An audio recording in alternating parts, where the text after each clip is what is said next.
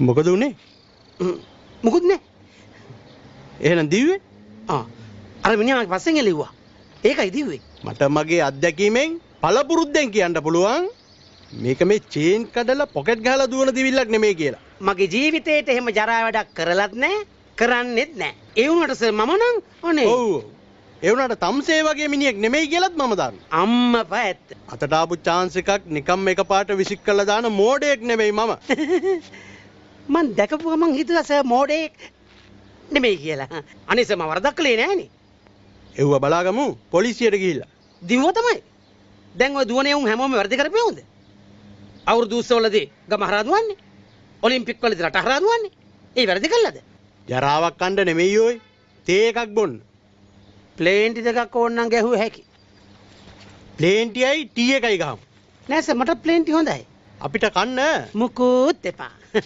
අපිට බොණ්ඩ ගේන්න. ටීද ප්ලේන්ටිද කූල්ද? ප්ලේන්ටි එකයි ටී එකයි. සර් මොනවද කන්නේ? මට නෑ මුකුත් එපා. ඕයි තම්සිව මරලත් මදිනේ ඔය මේ කරලා තියෙන වැඩේට. ඉතින් සර් මම කරන්නද?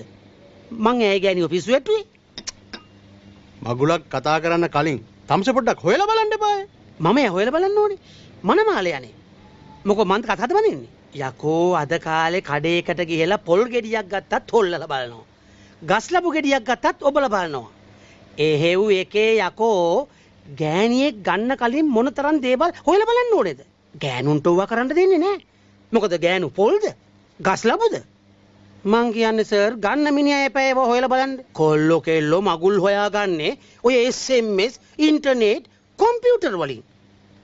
අපි ළඟට එන්න ඉතින් තේරිලා මොකෙක්වත් බලන්නේ නැති අවුරුදු 40 පෙන්න ඔය ලොන්ත පූස් ගෑනුයි අඤ්ඤකොරොස් පිරිමි.